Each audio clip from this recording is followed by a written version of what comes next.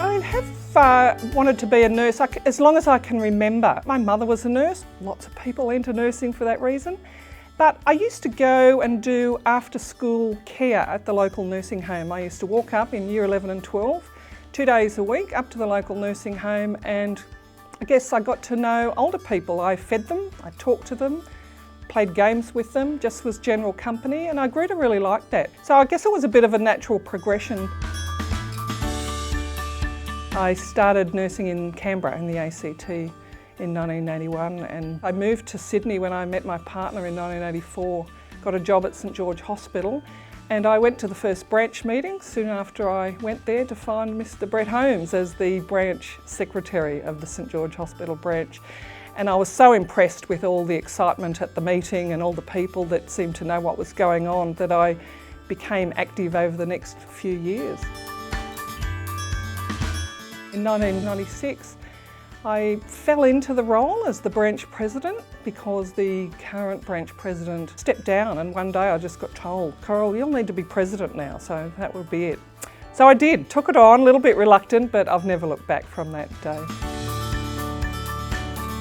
It's one of the highlights in my career as a nurse and as a branch official and a strong union activist is when I worked at St George Hospital in the late 1990s, 1996, and the government announced that the hospital would be given to the St Vincent's group, and they were going to merge St Vincent's and St George hospitals. I remember hearing about the announcement in the morning, and I put the word out. I got all my little foot soldiers out, and we got 800 people to a branch meeting that afternoon, and we had a big rally at the hospital and got a plan together to fight that. It wasn't a good thing. We stood to lose a lot, and so we fought it tooth and nail, and sure enough, the decision by the government was reversed about 12 days later after the announcement. I was elected initially, or appointed by the council in 2003. I'd only not long before that, I think 2000, joined council, and I was a little bit worried that I could in fact be the shortest serving president that we'd ever had, because if I didn't get elected I would have to step down a month after I'd stepped into the role. But that didn't happen. History tells us I did get elected by the state membership and was president for the next 15 and a half years or so. Campaigns are a wonderful thing. They bring us all together. Some that stick out in my mind are nationwide campaigns like Your Rights at Work was a fantastic campaign. Lots of anti-privatisation campaigns we've had. In our own state union, we had a What's a Nurse Worth campaign. That was a very important time for the nurses of New South Wales, and a very important campaign. Brought a lot of us together at that time. We've had rallies for disability services. Obviously, more recently, we've had lots of action to do with aged care, our ratios campaign. We know our strength is in numbers.